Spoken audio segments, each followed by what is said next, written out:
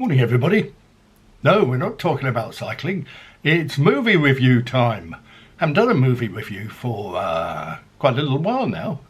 What's the reason for that? I haven't seen that many movies.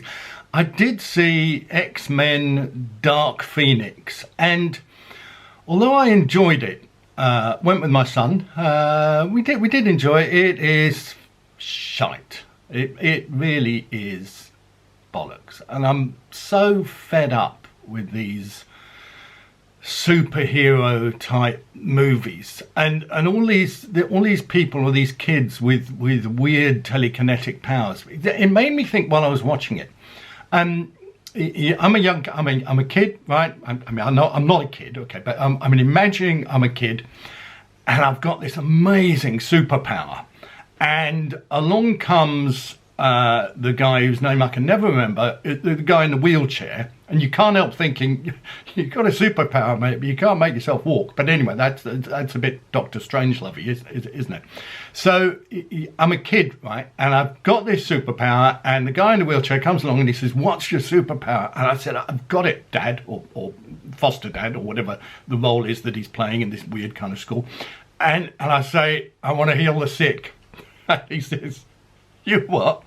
As I want to heal the sick. He said, no, come on, you're not doing that. You can have laser eyes, right? You can use your telekinetic energy to throw subway cars at baddies, or you can have a big tail like a whip, and you can catch the baddies with that. And I said, no, I want to heal the sick. I want to do good. I want to cure homelessness. I want to cure malaria. I want to be like Bill Gates. I want to cure all the sins of the body. You ain't fucking doing that, son. There's no movie in it. There's no movie in it. People don't want to see that. They don't want to see the sick being healed. They want to see somebody throwing a bus at a baddie. So anyway, X-Men Dark Phoenix is rubbish. So what are we talking about? We're talking about Toy Story 4, and yeah, it's a kids film. So I go along to the cinema to watch a fucking kids film. I'm 63 years old. So, all right, first of all, Toy Story is one of the great film franchises of all time. Let's just get out there. Everyone can remember what they were doing when they saw the first Toy Story. I was in the cinema. I don't know about you. It's about, they used to say, 30, 40 years ago, everyone can remember what they were doing when John Kennedy got shot. And it makes you think, John Kennedy got shot in 1963. I was 7, right? I don't remember what I was doing when John Kennedy got shot. I didn't even know who John Kennedy was. And most of you watching probably don't even know who John Kennedy was. Anyway, Toy Story 4. One of the great film franchises. Who can forget that first experience of seeing that Pixar film? It was wonderful. It was genius. And then part 2 was really good as well, or Toy Story 2. They ran out of ideas early on. So Toy Story 2, that was really good. Toy Story 3, to be honest, I can't remember. So Toy Story 2, by the way, was almost as good as Godfather Part 2 in terms of sequels or follow-ups to the first film. So Toy Story 4, well, shall I be honest? I was bored.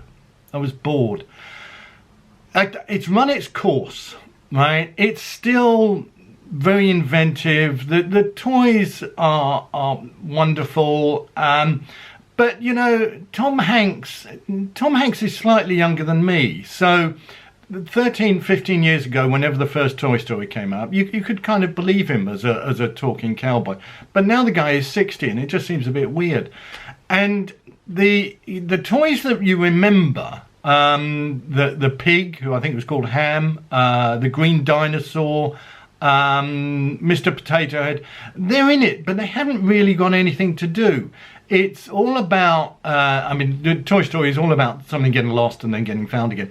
This is about, Andy's gone off to college. You'll remember Andy. Andy's got a younger sister called Bonnie, and Bonnie is going off to kindergarten. Bit of an age gap between Andy and Bonnie there. So Bonnie's going off to kindergarten, and she's a bit frightened at kindergarten. So when she gets to kindergarten on the first day, she makes this thing out of a fork, you know, a spoon and a fork, and she puts a bit of plasticine on it, and it turns into a kind of figure, and as in Toy Story, it comes alive. But it's not a toy, it's not a real toy, and it doesn't have an interesting personality, and the whole film really is centered around this fork called Forky.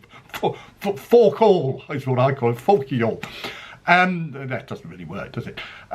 So it's Forky, and Forky goes on a journey, and he gets lost, and then Woody has to find him, and so on and so forth.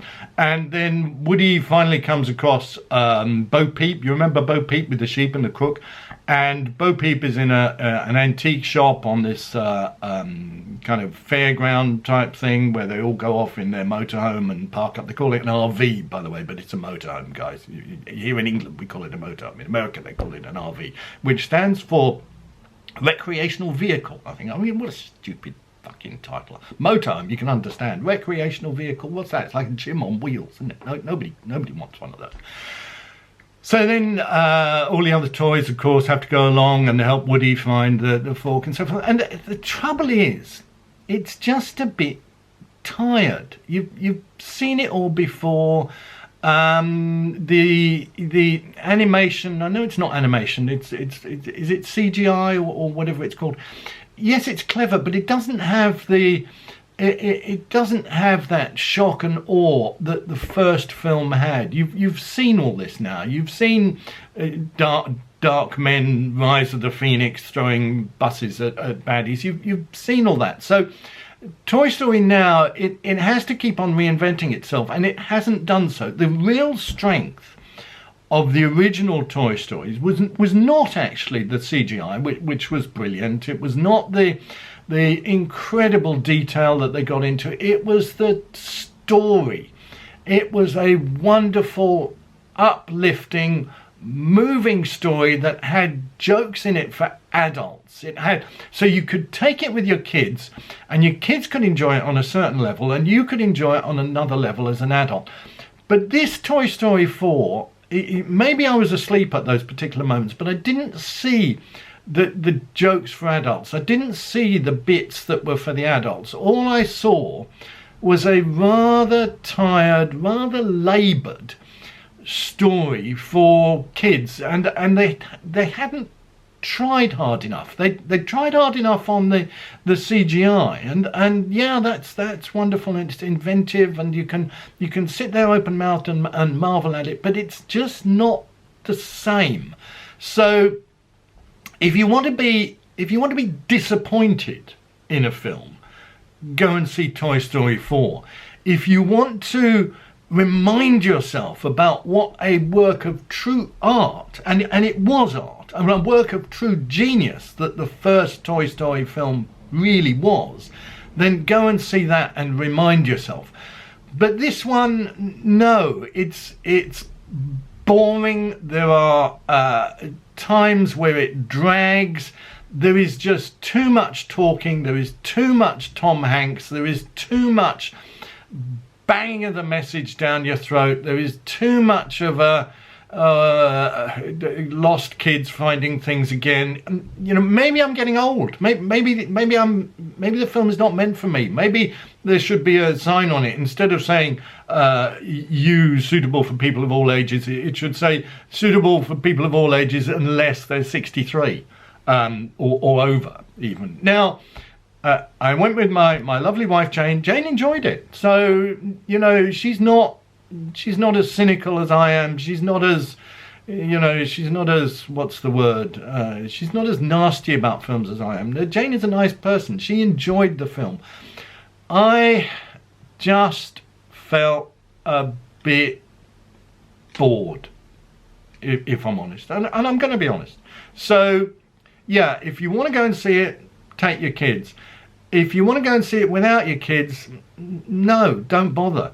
I enjoyed I got to be honest, I enjoyed Dark Phoenix, Rise of the X-Men more than Toy Story 4 because it's shite, it's bollocks, but you can put that aside for a moment. You can say, I don't mind this. I don't mind the guy with the superpower in the wheelchair who can't make himself walk. Although there is an unbelievably funny scene where one of the characters, and I'm not talking about Toy Story now, I'm talking about Dark Phoenix. There was one of the characters where he says to the guy in the wheelchair, I can't remember his name, he says to him, or she says to him, get up, walk, you fucker. Like Dr. Strangelove. And he stands up and he tries to walk up the stairs and he falls over. And I shouldn't laugh because, you know, the poor guy's got disabilities. He's got a really nice wheelchair, by the way. It's a really kind of state-of-the-art wheelchair. But anyway, Toy Story 4, no, didn't enjoy it. X-Men Dark Phoenix, did enjoy it. Should you spend your money? No, not this time. Save your money. See you next time.